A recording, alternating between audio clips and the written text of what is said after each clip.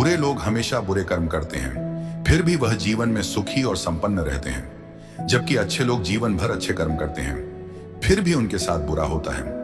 अक्सर लोगों के मन में ऐसा सवाल रहता है कि जो लोग अच्छे कर्म करते हैं वह परेशान रहते हैं, वहीं जो बुरे कर्म करते हैं वह खुशी से रह रहे होते हैं। अच्छे कर्म करने वाले परेशान होते हैं कि आखिर उन्हें इतनी परीक्षा क्यों देनी पड़ रही है, जबकि जो अधर्म की राह में है वह खुश है और जिंदगी का लुत्फ उठा रहे हैं। अगर आपके मन में भी यह सवाल आया है तो आज आप इसका जवाब सुन लीजिए। जब भी अर्जुन के मन में कोई दुविधा होती थी तो वह श्री कृष्ण के पास पहुंच जाते थे। एक बार की बात है, अर्जुन ने भगवान श्री कृष्ण के समीप आकर कहा कि वह दुविधा में है और इसका जवाब वह श्री कृष्ण से चाहते हैं। श्री कृष्ण ने पूछा कि क्या सवाल है? अर्जुन ने कहा, मुझे यह जानना है कि अच्छे लोगों के साथ हमेशा बुरा ही क्यों होता है, वहीं बुरे लोग खुशहाल दिखते हैं। अर्जुन के मुंह से ऐसी बातें सुनकर श्री कृष्ण मुस्कुराए और कहा, मनुष्य जैसा सोचता है और महसूस करता है वैसा कुछ नहीं होता है, बल्कि अज्ञानता की वजह से वह सच्चाई नहीं समझ पाता है। अर्जुन उनकी यह बात समझ नहीं पाए। इसके बाद श्री कृष्ण ने क्या कहा वह जानते हैं। कान्हा ने अर्जुन से कहा कि हे पार्थ, मैं तुम्हें एक कथा सुनाता हूं, उसे सुनकर तुम समझ जाओगे कि हर प्राणी को उसके कर्म के हिसाब से ही फल मिलता है। प्रकृति हर किसी को अपनी राह चुनने का मौका देती है और वह मनुष्य की इच्छा पर निर्भर करता है कि उसने धर्म की राह चुनी है या अधर्म की। कथा शुरू करते हुए श्री कृष्ण ने कहा, एक नगर में दो पुरुष रहा करते थे। एक पुरुष व्यापारी था जिसके जीवन में धर्म की बहुत महत्व थी। वह पूजा पाठ में यकीन रखता था। वह हर रोज मंदिर जाता था और दान धर्म भी करता था और हर रोज भगवान की पूजा करता था। वहीं दूसरा पुरुष बिल्कुल विपरीत था। वह हर रोज मंदिर तो जाता था लेकिन पूजा करने नहीं, बल्कि मंदिर के बाहर से चोरी करने जाता था। उसे दान और धर्म से कोई लेना देना नहीं था। समय बीतता गया और एक दिन बहुत जोर की बारिश हो रही थी। इस वजह से मंदिर में पुजारी के अलावा कोई नहीं था। यह बात जब दूसरे पुरुष को पता चली तो उसने कहा कि यह सही मौका है। मंदिर का धन चुराने का पंडित से नजर बचाकर उसने मंदिर का सारा धन चुरा लिया। उसी समय धर्म कर्म में विश्वास रखने वाला व्यक्ति भी मंदिर पहुंचा। दुर्भाग्य से मंदिर के पुजारी ने उसे ही चोर समझ लिया और चिल्लाने लगे। वहां लोग एकत्र हो गए और उसे बहुत मारा। किसी तरह वह बचते बचाते वहां से निकला तो दुर्भाग्य ने उसका साथ वहां भी नहीं छोड़ा। मंदिर के बाहर वह एक गाड़ी से टकरा गया और घायल हो गया। फिर वह व्यापारी लंगड़ाते हुए घर जाने लगा तो रास्ते में उसकी मुलाकात उस पुरुष से हुई जिसने मंदिर से धन चुराया था। उसने कहा, आज तो मेरी किस्मत चमक गई, एक साथ इतना सारा धन मिल गया। यह सब देखकर उसे बहुत बुरा लगा और उसने अपने घर से भगवान की सारी तस्वीरें निकाल दी। कुछ सालों बाद दोनों पुरुषों की मृत्यु हो गई। मरने के बाद जब दोनों यमराज की सभा में पहुंचे और भले पुरुष ने दूसरे व्यक्ति को देखा तो उसे बहुत गुस्सा आया। उसने क्रोधित होकर यमराज से पूछ ही लिया, मैं तो हमेशा अच्छे कर्म करता था, दान में विश्वास रखता था, उसके बदले जीवन भर मुझे अपमान और दर्द ही मिला और इस व्यक्ति को नोटों से भरी पोटली। आखिर ऐसा भेदभाव क्यों? इस पर यमराज ने कहा, पुत्र तुम गलत समझ रहे हो।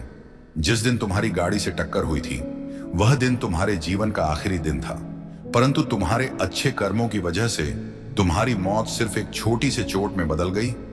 तुम इस दुष्ट व्यक्ति के बारे में जानना चाहते हो। दरअसल इसके भाग्य में राजयोग था, मगर इसके कुकर्म और अधर्म की वजह से वह सिर्फ एक छोटी सी धन की पोटली में बदल गया। कथा सुनाने के बाद श्री कृष्ण अर्जुन से कहते हैं, हे पार्थ, क्या तुम्हें तुम्हारे सवाल का जवाब मिल गया? ऐसा सोचना कि भगवान तुम्हारे कर्मों को नजरअंदाज कर रहे हैं, यह बिल्कुल भी सत्य नहीं है। भगवान हमें कब क्या किस रूप में दे रहा है मनुष्य को समझ में नहीं आता है, मगर आप अच्छे कर्म करते रहे तो भगवान की कृपा हमेशा बनी रहती है। इसलिए अपने अच्छे कर्मों को बदलना नहीं चाहिए, क्योंकि उसका फल हमें इसी जीवन में मिलता है। इसलिए मनुष्य का फर्ज है कि वह हमेशा अच्छे कर्म करते रहे, क्योंकि श्री कृष्ण ने गीता में भी बताया है कि किसी के द्वारा किया गया कर्म बेकार नहीं जाता है, चाहे वह अच्छा हो या बुरा। जो मनुष्य किसी अच्छे काम में लगा हुआ होता है, आने वाले समय में उसका अंत कभी बुरा नहीं होता है। मनुष्य को निडर, शुद्ध और आध्यात्मिक बनना चाहिए। जीवन का आनंद लो, उदार दिल से बातें करो, किसी पर क्रोध मत करो, किसी का अहित मत सोचो, सभी के साथ सद्भाव से पेश आओ।